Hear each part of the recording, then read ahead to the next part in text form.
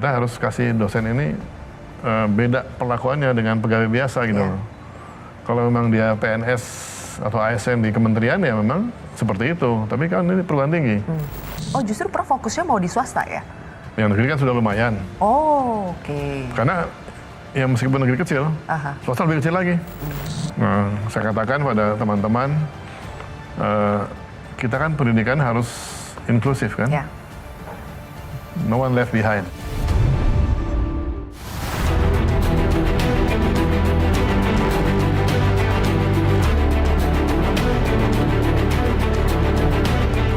Teman-teman sekalian, mari kita bekerja keras bersama-sama untuk menghadapi masa depan yang tidak pasti, tidak menentu. Diperlukan suatu metode pembelajaran yang baru. We have to transform our educational methodology.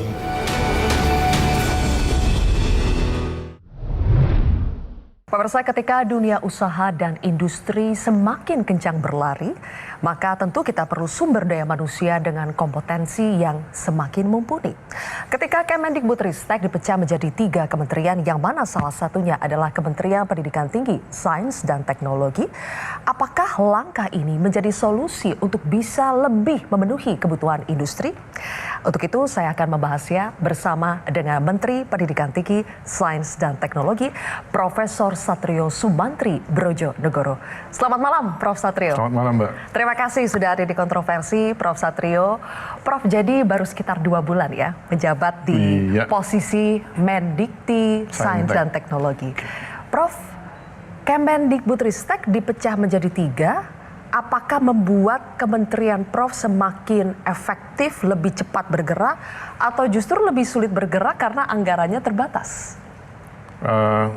Kalau dari sisi kemudahan bergerak, lebih leluasa. Oh, justru lebih leluasa? Lebih leluasa.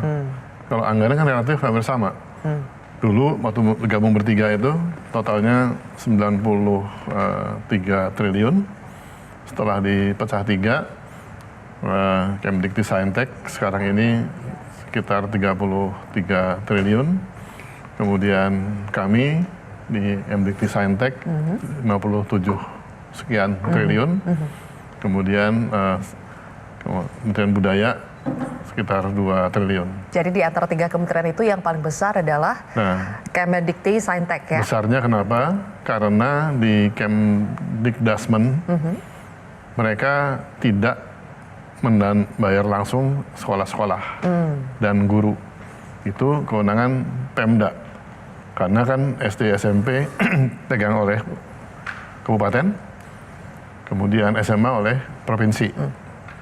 Nah, di Kemdikti Saintek, perguruan tinggi itu kami langsung danai dengan uang yang ada di pusat. Jadi kalau lihat dari total anggarannya paling besar sih Kemdikti Dasmen, karena begitu banyak sekolah. Cuman dicatatnya sebagai anggaran daerah. Anggaran pusatnya lebih kecil daripada kita. Kita pusatnya besar karena kita harus mendanai perguruan tinggi se-Indonesia. Yang jumlahnya juga lumayan. Jadi relatif lah. Relatif ya. Tapi yang kami dengarkan ternyata 3 kementerian ini tetap meminta tambahan anggaran ya, Prof? Kami minta anggaran karena ada beberapa janji dari teman-teman di kementerian terdahulu yang belum terpenuhi karena memang belum waktunya dan juga terjadinya perubahan-perubahan dari kebijakan. Apa itu, Prof? Selama ini diantaranya pembayaran tukin dosen. Jadi sebetulnya sudah disiapkan sejak bulan Maret lalu, belum dieksekusi oleh yang terdahulu.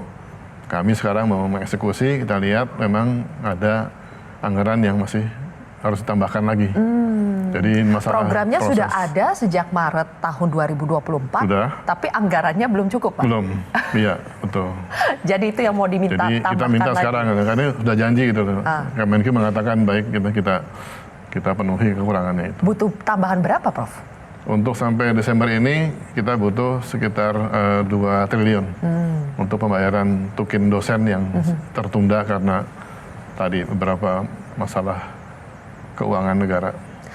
Prof. Satrio, Prof. Satrio pernah mengatakan bahwa 3 masalah dasar pendidikan tinggi kita itu adalah ketimpangan akses pendidikan, ketimpangan kualitas pendidikan, dan juga kurangnya relevansi pendidikan tinggi kita dengan kebutuhan industri. Dari 3 masalah dasar itu, yang mau diprioritaskan untuk segera dibereskan itu yang mana, Prof? Yang mau kita bereskan adalah keterkaitan perguruan tinggi dengan masyarakat, nggak hanya industri. Tidak hanya industri. Ya. Kami berpendapat perguruan tinggi itu harus berdampak kepada masyarakat. Apa manfaat perguruan tinggi untuk masyarakat? Perlu didefinisikan dengan baik. Oleh karena itu, perguruan tinggi diharapkan untuk tanda petik belanja masalah pada masyarakat. Memangnya selama ini tidak, Prof? Mungkin belum ya, karena selama ini yang terjadi kan memang perguruan tinggi itu mempunyai satu visi sendiri. Visinya sangat baik ya, menciptakan tenaga terampil, tenaga yang intelektual dan sebagainya itu. Nggak terlalu melihat sebetulnya masyarakat butuhnya seperti apa. Ya. Akibatnya memang terjadi juga yang dihasilkan perguruan tinggi tersebut memang seorang ahli, tetapi masyarakat atau industri belum memerlukan yang seperti itu. Nah, ini memang dilematis karena satu pihak kalau kita hanya mengandalkan pada masyarakat yang mungkin kebutuhannya relatif sederhana, industri kita misalnya, industri yang ada itu sekarang kan di Indonesia relatif teknologinya kan rendah. Kita nggak punya high-tech industry. Akibatnya lulusan perguruan tinggi yang punya kemampuan yang hebat, teman-teman kita yang talenta hebat-hebat ini, dia nggak mau juga kerja di perusahaan atau industri yang teknologinya masih rendah. Dan juga masalahnya teman-teman industri yang merekrut pegawai, dia juga tidak mau sarjana yang hebat karena dia mau kalau bisa rekrut SMK aja dah, kan lebih murah bayarnya itu. Jadi ini dilematis. Nah makanya waktu Pak Presiden Prabowo bicara dengan saya mengenai penugasan ini, saya usul pada beliau, Pak Presiden, kita mesti punya cara yang baru, terobosan baru. Pendidikan kita dorong setinggi mungkin, sebanyak mungkin, serelevan mungkin dengan masyarakat dan industri, tapi juga saya katakan perlu juga industri dibangun secara bersamaan, paralel. Prof. Satrio, persoalan ini kan sudah terjadi bertahun-tahun. Betul. Berganti menteri persoalannya tetap sama ternyata. Sama, betul. Apa yang akan berbeda di zamannya Prof. Satrio untuk mengurai persoalan ini? Iya, insya Allah perbedaannya adalah kami menangani perguruan tinggi tersebut. Kita dorong supaya mampu untuk mendorong pertumbuhan industri Indonesia. Jadi kita dorong. Caranya gimana tuh, Prof? Apakah perlu ada insentif? Biasanya kan yang dikaitkan itu harus selalu ada insentif supaya mereka bisa melakukan begitu banyak riset. Tadi belanja masalah ternyata juga diperlukan biaya untuk belanja masalah. Apakah itu yang akan menjadi caranya? Kalau insentif untuk riset kita akan terus tingkatkan, itu pasti. Kita punya dana RPDP yang cukup besar. Dan RPDP menurut Presiden itu di bawah kewenangan kami untuk memanfaatkannya, baik untuk beasiswa maupun untuk riset. Tapi juga kita minta pada pemerintah supaya menginvestasi dalam bidang industri. Industri tidak bisa kita hanya menggunakan dana yang ada, kita perlu investasi. Mendatangkan perusahaan asing, investasi sini. Gitu. Kita perlu mengundang industri besar luar negeri untuk investasi sini dan bangun pabrik di sini. Dengan begitu kita membuka lapangan pekerjaan untuk alumni kita yang punya potensi luar biasa. Yang mana yang bisa dilakukan dengan cepat, Prof? Karena untuk memparalelkan antara industri dengan pendidikan tinggi ini butuh waktu. Bertahun-tahun kita gagal, bukan gagal lah ya, belum mencapai ekspektasi yang kita inginkan. Jadi bagaimana supaya ini terakselerasi, Prof? Yang paling cepat diakselerasi adalah industri berbasis digital.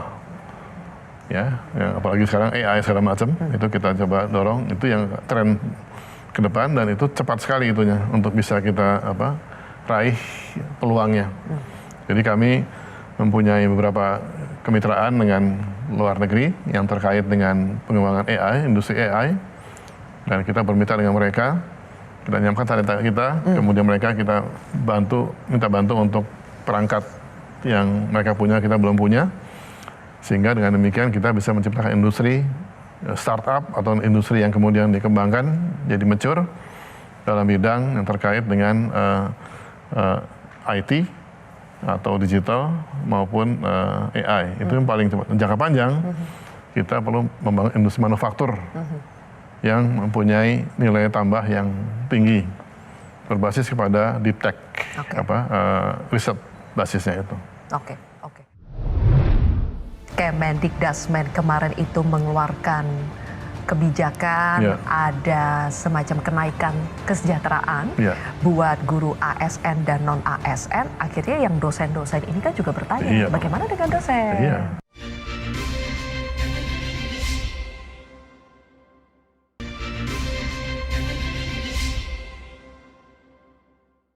Prof, tentunya untuk bisa mempercepat semua ini, dari tenaga pendidiknya, dari dosennya, mereka harus fokus. Jangan sampai mereka terbebani oleh hal-hal yang mungkin secara persentase itu tidak terlalu berkontribusi, tapi memakan proporsi yang besar dalam menyita waktu mereka. Apalagi kalau bukan persoalan beban administrasi. Prof Satrio pasti sudah sangat mengetahui hal ini, sudah banyak yang mengeluhkan. Apa Prof langkah yang dilakukan oleh Kemendikbudristek untuk membebaskan atau mengurangilah beban administrasi para dosen?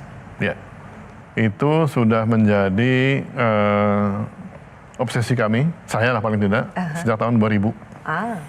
Saya masih dirjen waktu itu, saya mengatakan perguruan tinggi harus sebuah institusi yang otonom, tapi accountable. Ya, karena dia otonom, dia punya keleluasaan menata kelola diri dengan baik. Akibatnya kalau seperti itu, dia tidak akan terbebani macam-macam. Karena yang utama adalah tugasnya dalam bidang pendidikan, penelitian dan masyarakat. Nah, karena itu belum bisa utuh otonominya sampai sekarang, maka terjadi seperti tadi itu. Karena mereka itu umumnya yang negeri ya, itu PNS atau ASN terikat dengan peraturan yang ada di BKN maupun di Kementerian Pan-RB. Nah, itu kita akan mulai benahi lagi ke depan. Saya katakan, wah ini ternyata udah tinggal 20 tahun lebih kok belum ada perubahan.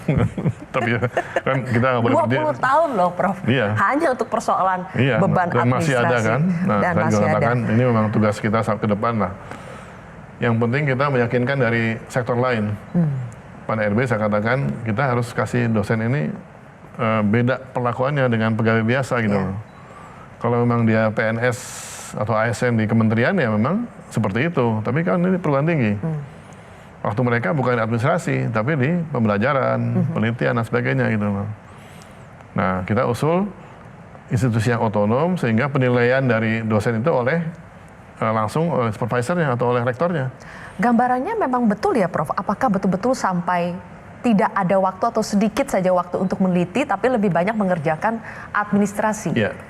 Sampai sebegitunya? Sangat betul, Mbak.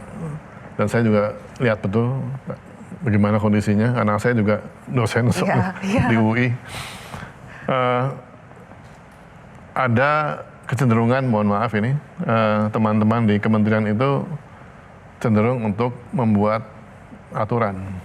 Jadi mereka senang membuat regulasi itu. Bahkan kalau nggak salah, KPI-nya atau indikator kinerja utamanya, indeks utamanya adalah berapa jumlah peraturan dibuat oleh sebuah kementerian. Makin banyak peraturan dibuat, berarti dianggap prestasi kementerian itu menjadi satu capaian luar biasa. Saya katakan nanti hati-hati. Begitu banyak aturan yang dibuat oleh orang-orang kementerian, dapat ke dosen semua. Mereka akan sibuk memenuhi aturan-aturan yang dibuat oleh kementerian. Banyak sekali, sehingga memang waktunya habis. Nah, jadi saya sudah dalam waktu 2 bulan sudah mulai menyisir berbagai regulasi yang ada, yang saya lihat ini membebani perguruan tinggi atau dosen-dosen. Saya sudah daftar mana yang mau saya cabut, ya, saya cabut atau saya revisi, demikian rupa sehingga mempermudah dosen-dosen bekerja dengan baik sesuai dengan tugasnya. Dan kita kerjakan itu. Meskipun yang Prof sebut dengan deregulasi itu ya. Targetnya kapan selesai itu, Prof? Saya sih berharap nanti by Januari sudah tuntas itu loh semuanya. Sudah aturan baru lah kita bisa pakai. Tapi juga mungkin nggak aturan baru. Saya akan mengurangi aturan dan nggak nambah baru gitu loh. Karena di regulasi ini kan harusnya mengurangi aturan, Iya. bukan hanya mengubah. Aha. Jadi saya minimalkan lah aturan itu. Aha. Orang bilang, tapi nanti gimana Pak kalau nggak diatur nanti mereka seenaknya gitu loh. Saya katakan jangan curiga dulu deh. Mereka itu orang-orang baik semua kan. Orang jahat paling ya nakal 1-2 lah. Aha. Jangan sampai yang kita cegah yang nakal ini dengan aturan ketat, yang baik-baik terkorbankan. Karena aturan yang ketat itu gitu loh, saya nggak mau. Yang ada masalah nanti kena kasus aja kita kasuskan. Tapi yang baik jalan terus, kita mudahkan lah mereka. Oke, untuk berarti Prof berkarya. selain deregulasi aturan tadi, apakah nanti ke depannya soal tadi bagaimana kampus memiliki otonom Ya. yang sepenuhnya itu akan betul-betul didorong? Ya. Dan apakah sudah dipikirkan kalau misalnya kampus itu sangat berotonom, ini akan menjadi bumerang tidak suatu saat atau ya sudah dimitigasi dampak-dampaknya? Kalau kita lihat dari contoh perguruan tinggi di luar negeri semuanya entitas yang otonom. Tidak ada yang seperti kita di bawah kementerian. Ya, jadi sebetulnya memang sudah proven kan, perguruan tinggi harus otonom gitu loh. Nah, di kita sebetulnya teman-teman di PTS itu sudah otonom sebetulnya. Cuman memang masih ada aturan kita yang kadang-kadang dipaksa oleh pusat. Nah, kekhawatirannya apa? Yang kita khawatirkan di sini adalah kalau memang perguruan tinggi tersebut memungut uang kuliah yang terlalu tinggi. Nah, tapi kembali ini kan satu yang memang debatable lah, ya. Perguruan tinggi negeri yang oleh pemerintah didanai, mereka mengatakan memang selama ini kita belum mendanai mereka secara cukup. Perguruan tinggi yang dapat dari kita, dari pemerintah itu maksimal setengah dari yang dia butuhkan. Setengah lagi dia mesti cari dari mahasiswa dengan SPP, ya. Dan dari sumber-sumber lain, dari riset, kerjasama dan sebagainya itu. Nah, kalau pemerintah memberikannya kemudian berkurang, mereka harus cari akal kan? Ya. Caranya gimana? Ya naikkan uang kuliah gitu loh. Nah, jadi di sini yang perlu kita mitigasi adalah kemungkinan terjadinya penyimpangan di dalam pemungutan uang kuliah. Dan itu saya kata teman-teman di Kemenkyu, tolong Kemenkyu untuk perguruan tinggi negeri jangan dikurangi supportnya selama ini, kalau perlu ditambah. Mereka mengatakan, kan dia sudah otonom Pak. Otonom artinya apa? Menurut mereka, bayar sendiri, nggak mandiri keuangan. Otonom bukan itu. Otonom adalah tata kelolanya. Tata kelola, ya. Buatan keputusan, kebijakan, mau kurikulum, Ya. bikin prodi, mau program, ada magang, macam-macam, itu urusan perguruan tinggi lah. Ya. Kita nggak urus semua. Dan juga dosen-dosen di PTN pun harusnya, negeri ya, harusnya non-PNS sebetulnya itu. Supaya otonom. Prof, ini kan dibandingkan ketika dari Kemendikdasmen kemarin itu mengeluarkan kebijakan, Ya. ada semacam kenaikan kesejahteraan Ya. buat guru ASN dan non-ASN, akhirnya yang dosen-dosen ini kan juga bertanya, Iya. bagaimana dengan dosen? Iya. Nah, itu Manusiawi kan? bagaimana? Manusiawi kan? Manusiawi, pengen juga kan, Prof? Iya. Bagaimana dengan nasib mereka? Siapa yang nggak mau menaikkan? Kita juga mau ya, Prof? Iya. Nah, jadi saya memang dari awal waktu rapat dengan DPR pertama kali, saya mau mengatakan saya akan pertimbangkan untuk juga meningkatkan tunjangan atau income untuk dosen-dosen swasta, ya. Tapi saya cek dulu peraturan yang ada. Memang rupanya saya cek teman-teman di bagian hukum, coba dicek dong aturannya ada nggak nih untuk dosen swasta bisa kita bantu gitu. Oh, justru Prof fokusnya mau di swasta ya? Yang negeri kan sudah lumayan. Oh, oke. Karena ya meskipun negeri kecil, swasta lebih kecil lagi. Saya pernah kan usul ke teman-teman yang punya PTS, ya kecuali BINUS lah mungkin yang sudah lumayan tempat lain. Bisa nggak naikin gaji dosen swasta? Wah Pak, kami yayasan nggak gitu cukup Pak, kemampuannya rendah sekali katanya. Malah dia minta bantu kita untuk kirim dosen negeri ke swasta supaya dosen kami bisa lebih banyak yang bisa bantu kami gitu loh. Mereka butuh dosen dari negeri sebenarnya teman-teman swasta, kecuali BINUS. Nah, kita lihat di sini, cek aturannya, memang nggak boleh. Jadi di aturan kita dosen swasta itu tidak boleh dibayar oleh pemerintah. Nah, itu kan aturan. Saya paham itu aturan betul, nggak salah aturan itu. Nah, saya akan mengadakan satu skenario saya katakan untuk swasta mungkin bukan kita kasih tambahan gaji, tapi kami memberikan bantuan kepada PTS. Ya, bantuan tersebut nanti silakan oleh PTS-nya mau dipakai untuk bantu dosen, bantu mahasiswa atau apapun lah gitu. Karena rata-rata gaji dosen swasta itu di bawah 3 juta ya Prof, benar? Ya kalau gaji mungkin pokoknya iya, plus tunjangan macam-macam ya relatif sih. Bisa sampai 7, tergantung jumlahnya apa, tunjangan seperti apa, dan ada lagi tunjangan-tunjangan lain yang dihitung. Memang kalau secara umum kecil sih. Negeri juga kecil umumnya itu dibandingkan dengan yang lain. Ya, kemarin saya rapat dengan Pak Presiden, beliau juga melihat ini postur gaji kita memang mungkin nasional ya, belum terlalu tepat ini karena masih besar kesenjangannya itu antara profesi ini profesi itu kan, padahal profesi penting semua. Iya. Ya kan? Nah kenapa kok ada beda yang terlalu besar itu? Harusnya kan beda boleh sedikit tapi kan, jadi penghargaan sama gitu. Padahal ini pendidik ya Prof? Nah, pendidikan itu kan tugas yang mulia. Betul. Katanya.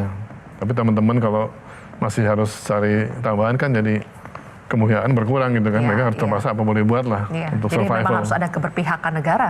Harus, betul. Memang kita punya anggaran sih udah persentase wise sudah lumayan ya, 20% itu.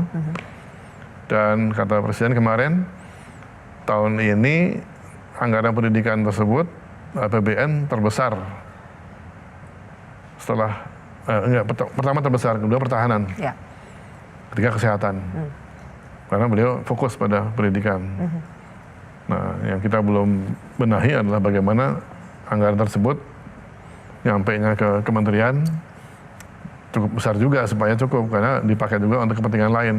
Jadi pembagiannya masih dalam proses kita benahi kembali gitu, tata ulang lagi. Baik. Mereka yang mendapat beasiswa tersebut harus pulang. Wajib itu Prof ya? Wajib untuk tidak pulang. ada tawar-menawar? Nggak tawar-menawar, harus pulang.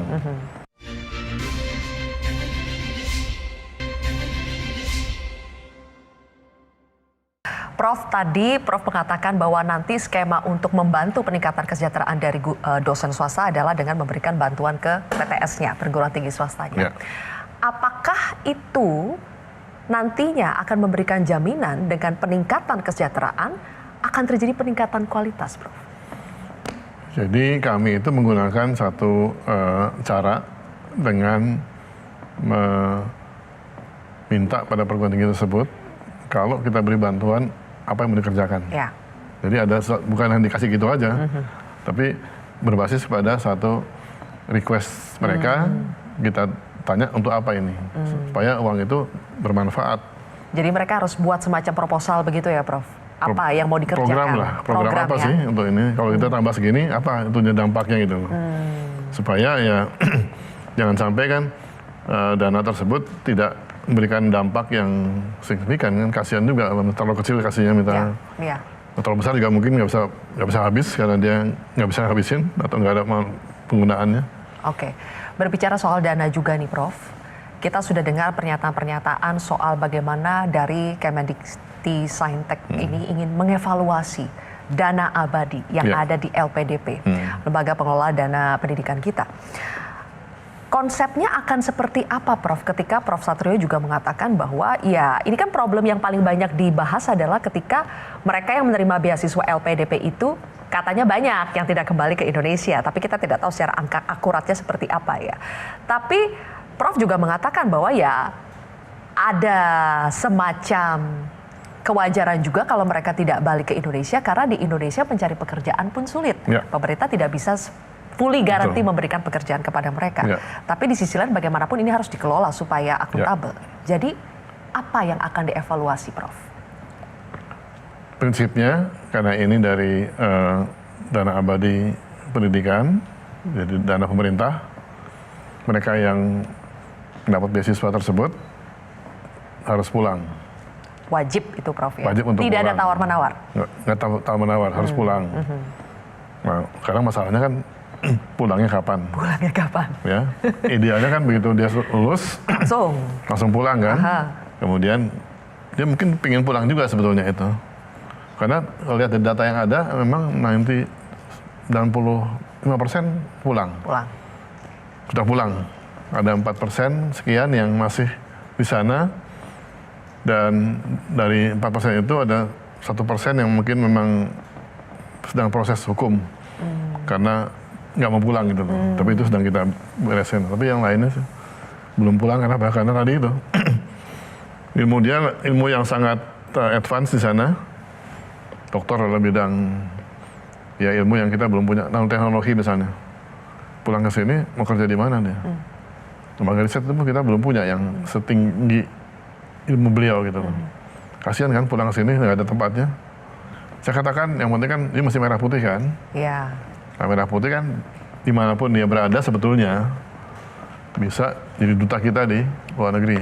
Siapa tahu nanti 10 tahun lagi dia dapat hadiah Nobel. Bisa aja kan? Kan lahannya subur.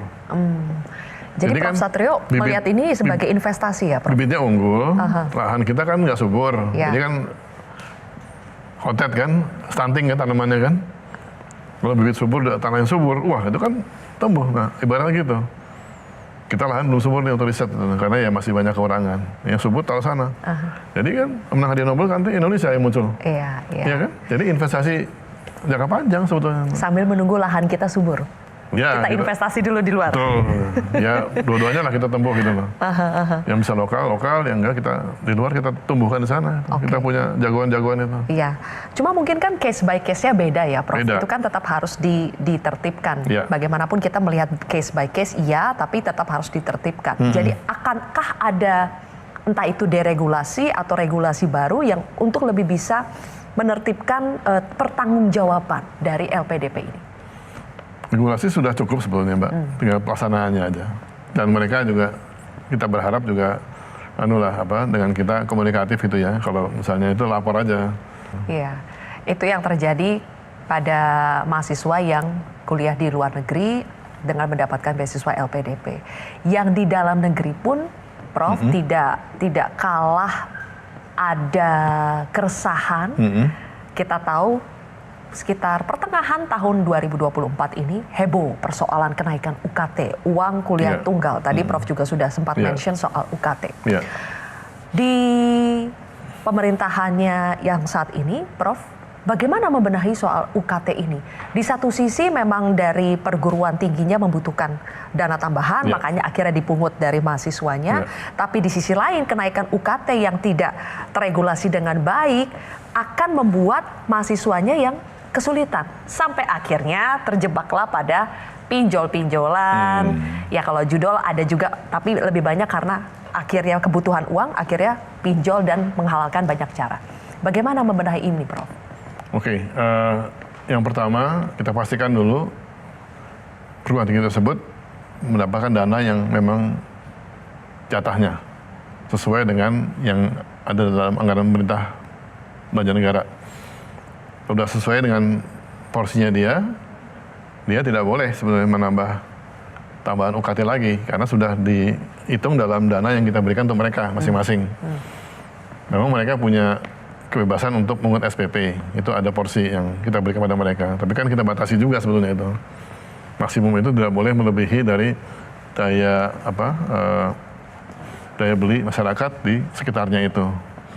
Nah, memang ada beberapa perguruan tinggi yang kadang-kadang ini perlu nanti kita kita coba tegur atau kita teliti kembali, mencoba mencari tambahan dengan menaikkan UKT dengan dalih bahwa yang kasih pemerintah itu masih kurang.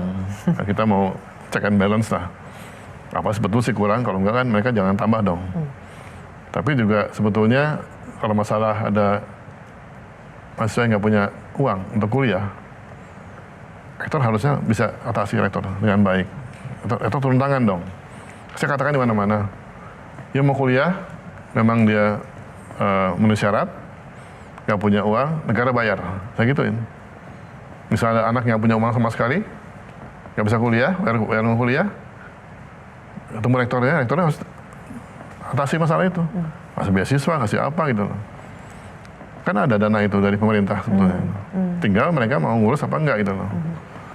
Ini nggak perlu harus ke mana judi online atau pinjol gitu loh. Itu pinjol itu lebih kepada mereka memang ya sudah edik aja gitu loh. Ya, edik karena ada iming-iming dari yang menarik dalam apps-nya itu kan, jadi mereka tertarik ke sana gitu loh. Jadi nggak perlu ke pinjol, ketemu aja sama rektornya kalau ada yang ekonominya mungkin sulit, ketemu rektornya pasti akan diselesaikan. Jadi nggak mungkin rektor itu tidak peduli pada mahasiswanya gitu loh. Itu tergantung atau relatif dengan diskresi atau kebijakan dari rektorat masing-masing tidak sih Prof? Maksudnya mungkin ada di satu kampus yang bijak, baik seperti itu, tapi belum tentu di kampus yang lain itu akan dapat memperoleh kemudahan seperti itu. Jadi apakah memang diperlukan standarisasi untuk membantu mereka yang memang tidak mampu dari awal dan di tengah-tengah? Dari awal kami sudah mengatakan bahwa kita akan bantu mereka beasiswa tiap perguruan tinggi negeri. Ada pos beasiswa, kita minta mereka ajukan butuh berapa sih beasiswa untuk tahun ini misalnya. Mereka ajukan, nanti kita lihat postur anggarannya, kalau mungkin kita kasih ke mereka. Mereka punya pos seperti itu. Apa kemudian tambah peminatnya atau apa kan mereka harus ada kasih upaya gitu. Minta tambahan juga mungkin kita bisa tambahkan juga kalau ada kebutuhan seperti itu. Jadi mungkin sangat mungkin ditambahkan kalau ada kelebihan peminat atau yang membutuhkan itu. Kan dipentingkan wisdom dari rektor yang bersangkutan kan. Kan dia seorang pemimpin, leader kan harusnya wise lah gitu lah. Nah masalah yang anak yang punya uang kuliah kan urusan dia lah. Kenapa naik nasional gitu kan? Kan salah mungkin rektornya juga ya. Nggak handle this matter itu properly gitu. Cepat-cepat diatasi kan? Oke. Tapi ujungnya soal kenaikan UKT ini gimana Prof? Jadi atau tidak sebenarnya? Kalau standarnya tetap nggak ada kenaikan. Batasnya kan mereka punya beberapa level kan UKT itu ada yang paling rendah, paling tinggi. Nah range-nya nggak berubah dari pemerintah itu. Patokan seperti itu. Bahwa kebanyakan mau ambil yang lebih tinggi itu yang hati-hati gitu loh. Jangan dong. Kalau ya kemampuannya nggak tinggi jangan kasih yang tinggi. Pasti yang paling rendah itunya. Nah mereka mungkin ya ada upaya untuk cari tambahan dengan ambil yang porsi yang lebih tinggi kan. Nah, itu memitigasi yang upaya-upaya cari tambahan dengan ngambil range yang paling tinggi itu, akankah ada intervensi dari Kemendikti-Saintek? Kalau memang terus terjadi seperti itu, kami bisa pada saat penganggaran berikutnya kita terpaksa ambil tindakan misalnya mengurangi supportnya untuk mereka, karena mereka sudah memungut yang di luar yang batasnya itu. Tapi kalau mereka masih mau kembali ke batas semula ya kita tetap bantu dana pemerintah seperti yang sudah dianggarkan. Atau kita mungkin menggunakan cara lain gitu loh. Ya, kita batasi jumlahnya yang diterima bagi mahasiswa. Kita kurangi mahasiswanya itu kalau perlu. Supaya tidak terjadi lagi pungutan-pungutan atau tarif-tarif yang di luar dari kemampuan si mahasiswa yang bersangkutan. Oke, Prof. Saya juga mulai melihat peluang teman-teman yang memang punya kualifikasi tinggi, cari deh kerjaan di tempat lain. Di luar kan Indonesia kalau perlu.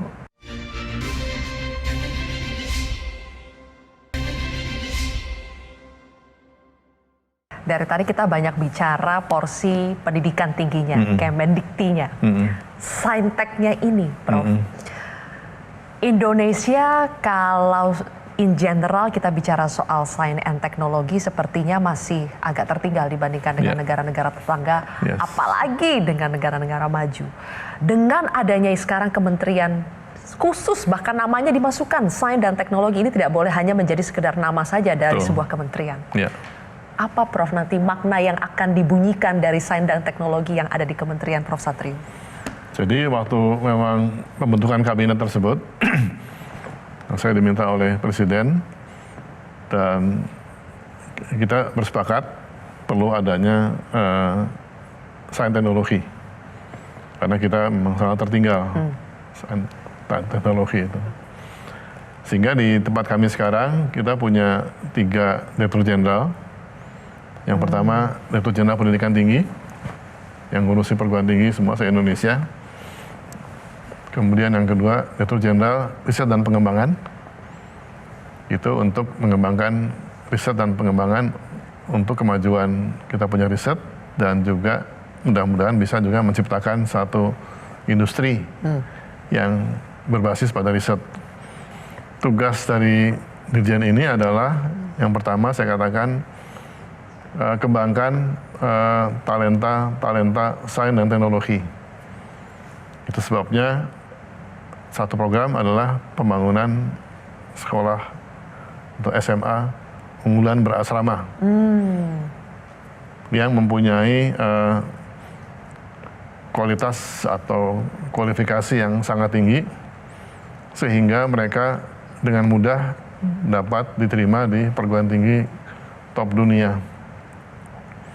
Dan bidangnya harus STEM, Science, Teknologi, Engineering, Mathematics. Kenapa STEM? Karena dialah basis dari nantinya kita punya industri yang maju di masa depan. Kita sekolahkan mereka di sekolah SMA unggulan berasrama, lulus, masuk perguruan tinggi top dunia, S1 atau S2, S3 terserah, kami yang bayar, dana pemerintah lewat LPDP sepenuhnya. Lulus dari situ, mereka pulang ke Indonesia untuk membangun kampus-kampus kita, memperkuat dosen-dosen kita dengan tenaga-tenaga talenta yang sudah kita siapkan selama ini. Mau bangun berapa banyak, Prof, SMA unggulan berasrama yang fokus di STEM ini? Jadi target kami sampai dengan tahun 2029 ada 20 yang baru dan 20 yang upgrade dari existing SMA berasrama unggulan. Itu menyebar ya di seluruh Indonesia? Ya, hampir seluruh provinsi lah. Jadi kemungkinan akan ada 40 ya in total, existing 40 dan 20 yang baru. Betul. 5 tahun kita kejar ya, Prof? 5 tahun kita kejar, dan untuk diketahui ada yang mempersoalkan kenapa kok SMA unggulan tempatnya di Kemdikti Saintek gitu kan. Iya. Nah, saya katakan pada teman-teman, kita kan pendidikan harus inklusif kan. Ya. No one left behind. Ya. Nggak boleh ada yang tertinggal di pendidikan ini. Mau yang difabel, yang normal, yang outlier. Nah, yang difabel sudah ada lah sekolah-sekolah, SLB segala macam kan. Yang normal itu kita punya SMA yang ada di Indonesia selama ini ya, mereka normal lah itu kurikulumnya. Orang-orang yang outlier, yang sangat jenius, yang sangat hebat ini, disekolahkan di sekolah yang umum kan mereka bosen, ya kan? Jadi mereka tempatnya nggak cocok kalau di situ, harus punya tempat juga yang spesifik untuk dia gitu loh. Nah itu sebabnya kita bikin SMA unggulan berasrama ini, di mana kurikulumnya tuh di atas kurikulum SMA yang rata-rata gitu loh. Silakan lah pakai kurikulum mana, mau dari luar, dari dalam, atau mau dikombinasikan, atau pakai metode baru, supaya yang di SMA unggulan semuanya terima di perguruan tinggi top dunia, sekolah sampai tuntas, pulang ke sini, atau tinggal di sana untuk menjadi ahli di sana, pulang, kampus kita bangun, perkuat lagi risetnya gitu loh. Ya. Kita belum punya riset universitas sampai sekarang itu. Belum harus ada. Investasi lagi 5 tahun ini, Prof ya. Oh iya. Berarti kita baru bisa menikmati hasil dari anak-anak unggulan di SMA unggulan berasrama ini kapan, Prof? Nah makanya kan kalau kita seorang pemimpin itu bikin program, maaf ya, tidak boleh berharap hasilnya zaman dia memimpin. Otherwise bikin yang instan, yang kepada tidak matang. Pencitraan, kata maaf gitu ya. Dibikin kan kelihatan zaman saya nih, enggak gitu. Yang penting jadi aja gitu. Nah, kita bikin fondasinya dengan baik sekarang. Hasil silahkan dinikmati oleh berikutnya lah. Jangan saya nggak usah lah. Karena kita berpikir jangka panjang. Jangka panjang, mending nggak bisa pendek-pendek itu harus. Jadi tidak ada ego, ini hanya untuk kepemimpinan saya gitu. Not for me, for the people gitu. Udah silakan, saya buat program semua, fundamental kita buat, silakan generasi berikutnya yang memanfaatkan. Saya sangat ikhlas seperti itu. Prof, ini mendekati pertanyaan-pertanyaan terakhir, Prof. Tadi Prof bilang bahwa pendidikan kita harus inklusif, kalau bisa tuh no one left behind. Persoalan no one left behind, saya ingin mengaitkannya dengan bagaimana kita ini sekarang punya angkatan kerja, bisa dibilang lagi banyak-banyaknya, Prof. Tapi kesempatan mereka untuk bekerja lagi sedikit-sedikit ya, dalam arti Ya. ini jumlahnya Ya. pengangguran lulusan PT itu naik Ya. dari 787.000 menjadi 871.000 Ya. orang. Mereka ini lulusan perguruan tinggi, Prof. Iya. Bagaimana ya, Prof, untuk menanggulangi lulusan perguruan tinggi yang ternyata susah mencari kerja di negerinya sendiri? Ya. Ini kan memang kita ketahui kalau ada penganggur yang tingkat tinggi seperti ini memang berbahaya sekali gitu loh. Kalau maaf ya, penganggur itu mungkin yang lebih low level, mereka mungkin nggak terlalu menjadi beban untuk kami gitu loh. Karena kalau yang penganggur itu tingkat tinggi, S1 dan sebagainya itu bisa nanti sumber dari social unrest sebetulnya. Kami khawatir sekali. Makanya kita mengupayakan kalau bisa di dalam negeri diperbanyak lapangan pekerjaan yang sesuai dengan kemampuan dari lulusan tersebut. Jadi harus diciptakan lapangan pekerjaan itu. Apa caranya? Industri dibangun di Indonesia ini. Ya, saya kadang-kadang ya dengan teman-teman sektor lain bicara, kita kalau ini mungkin sedikit kontroversi lah ini ya. Saya katakan, selama Indonesia itu masih impor semuanya, kita nggak akan punya industri. Indonesia itu negara yang rendah produktivitasnya. Makanya kita terjebak dalam MIT itu, middle income trap. Terjebak di pendapatan menengah. Ya. Kenapa? Kita nggak punya industri sama sekali gitu loh, nggak produktif sama sekali. Jadi industri harus dikembangkan di Indonesia ini, macam-macam industri lah. Ya. Manufaktur kalau bisa, yang lain, dan startup segala macam perlu itu supaya ada lapangan pekerjaan untuk mereka. Nah, sambil nunggu itu, saya juga mulai melihat peluang teman-teman yang memang punya kualifikasi tinggi, cari deh kerjaan di tempat lain, di luar kan Indonesia kalau perlu, supaya nggak nganggur itu. Kasihan kan mereka. Dan Silakan. pernyataan Prof yang seperti ini kadang kontroversial loh, Prof. Iya. Disuruh cari kerjaan aja di luar sana. Iya. Itu Prof nggak apa-apa dengan seperti itu? Dianggap kok malahan anak Indonesia disuruh cari kerjaan di luar aja? Karena kita belum bisa kasih kerja mereka. Berarti kita harus mengakui kekurangan kita dulu ya, Prof? Iya, kita kan kurang tempat kerja nih. Ya, ya. Nah, tadi itu mohon maaf ya, karena kita masih import Ya. everything. Nggak ada yang kita bikin sendiri sama sekali. Jadi kita tidak kasih lapangan kerja buat mereka gitu loh. Nah, jadi kenapa keluar itu saya katakan, kan kami juga di bidang teknik misalnya sudah ada pengakuan internasional bahwa Ya. insinyur kita itu Ya. diakui di 23 negara Ya. di dunia. They can work everywhere. Mobility mudah sekali. Mas, Mbak, sampean silakan lah kerja di mana tuh kan ada peluang banyak sekali. Masuk situ lah. Merah putih ya tetap ya. Ya. Yang kedua, ya apapun ada nanti ada peluang kita kerjasama bawa ke sini. Kita join, kita bikin di sini pabriknya gitu loh. Jadi mereka kerja di sana sambil mencari peluang untuk bangun Indonesia gitu loh. Berarti seharusnya saya juga menanyakan ini ke menteri-menteri yang lain nih, Prof.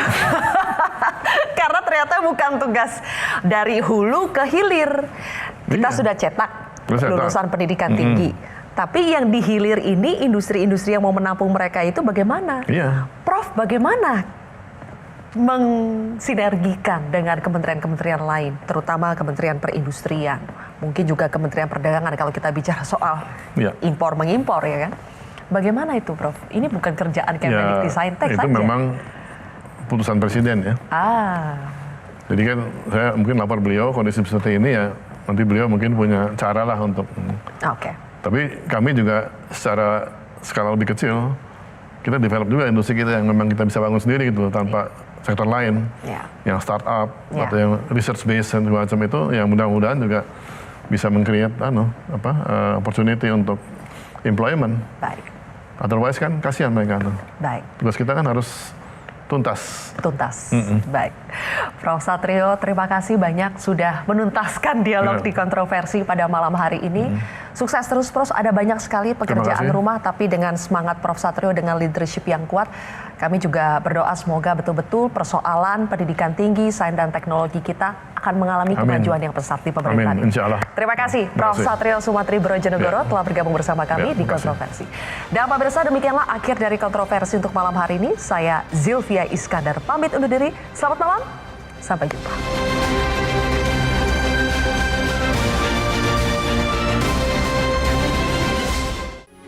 Metro TV